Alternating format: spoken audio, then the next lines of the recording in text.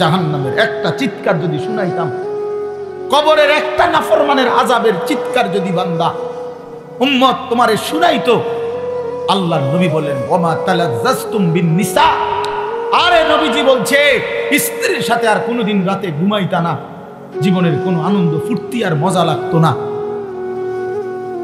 যদি একদিন আমি রাসূল, আমি যা শুনছি, আমি যা দেখছি,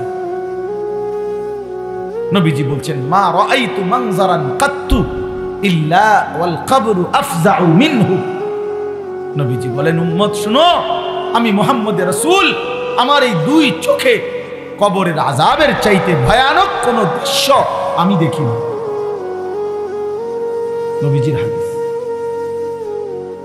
রাসূলুল্লাহ সাল্লাল্লাহু আলাইহি ওয়াসাল্লাম বলেছেন, নবীজি বলছেন নাফরমান প্রত্যেক পাপীর কবরে আল্লাহর পক্ষ থেকে একজন ফেরেশতা আসবে, ওয়ায়ুকাইয়াদু লাহু মালাক, ফেরেশতা আসবে একজন।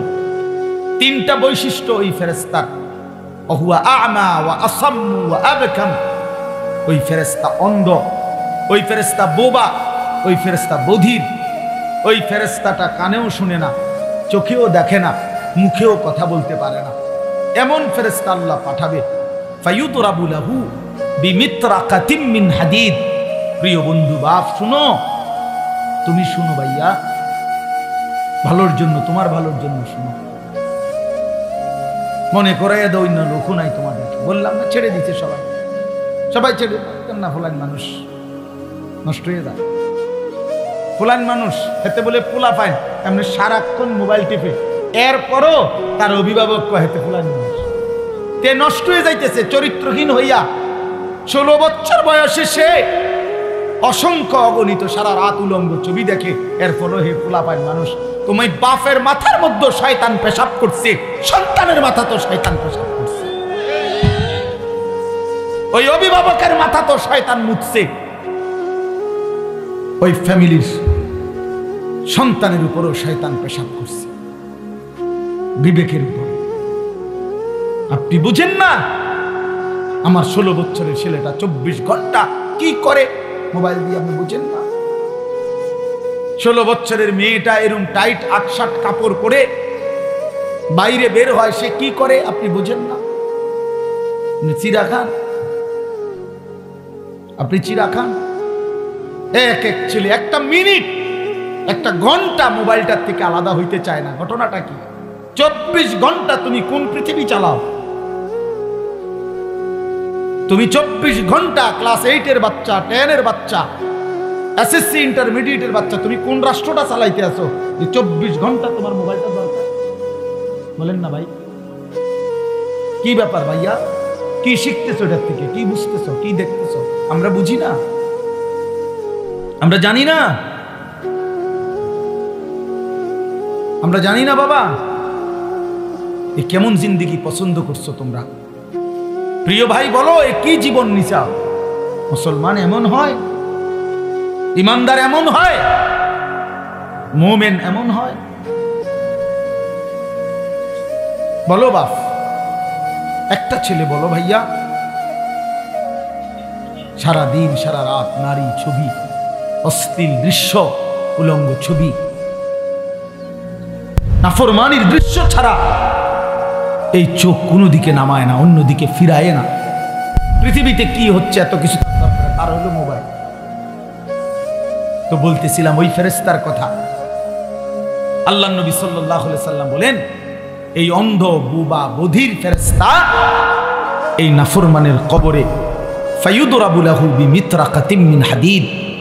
নবীজি বলেন, এই ফেরেশতা ওই নাফরমানের কবরে তারে লোহার গুর্জ, লোহার হাতুড়ি দিয়ে এক একটা আঘাত করবে। দরবাতান বাইনা উযুনাইহি, দুই কানের বরাবর মাঝখানে, মানে ঘাড় বয়সে দুই কানের মাঝখানে কি এখানে ঘাড়, এই ঘাড় গর্দান বরাবর একটা একটা আঘাত করবে। ফায়াসিহু সাইহাতান, অতঃপর নবীজি বলেন ওই নাফরমান এত জোরে চিৎকার করবে, ইয়াসমাউহা মান ইয়ালিহি ইল্লা সাকালাইন, মানুষ এবং জিন ব্যতীত আল্লাহর সমস্ত সৃষ্টি এই বেঈমানের চিৎকার শুনবে, এই নাফরমানের চিৎকার শুনবে। নবীজি বলছে ওয়ালাউ সামিআল ইনসানু লাসাইকা, আলাদা হাদিস।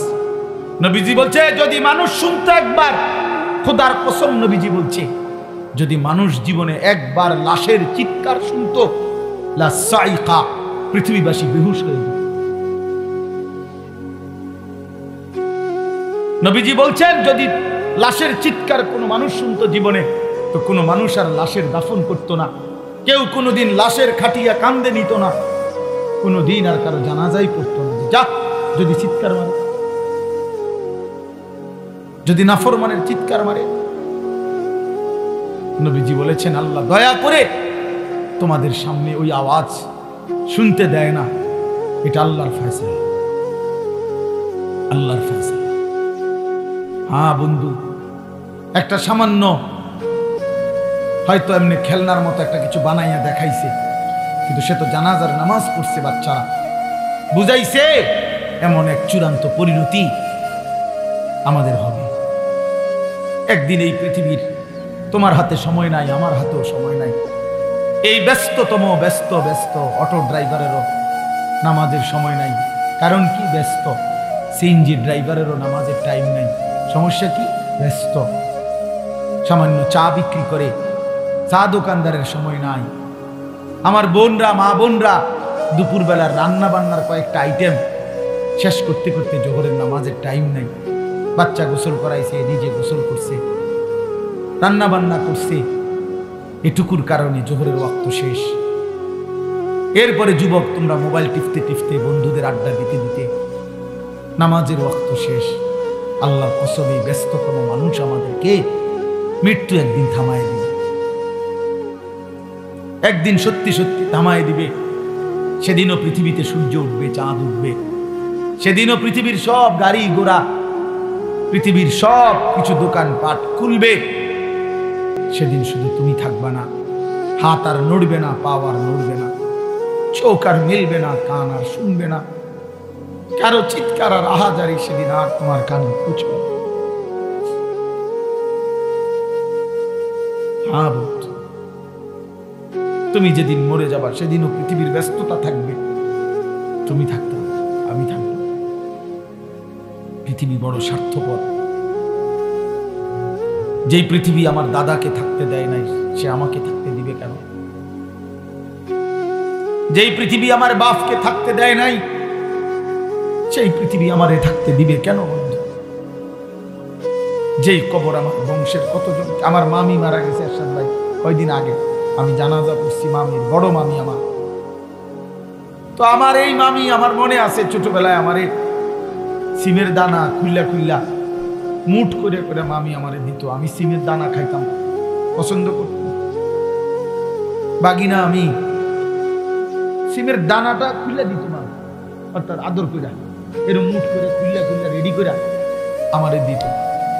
বাদাম খুলে দেয় যেরকম। সেই প্রিয় মামি কবরে চলে গেছে আমার সাথে। আমার আপন জ্যাঠা, আমি জানাজা পড়াইছি, বড় জ্যাঠা কত সময় আমারে কইতো নাতি বাতিজা। আমার বাপ চাচারা 4 জন, আমার আব্বা চাচারা ছিল 4 জন। আমার দাদার বড় সংসার ছিল, ফসলের জমি, হালের বলদ অনেক ছিল দাদা।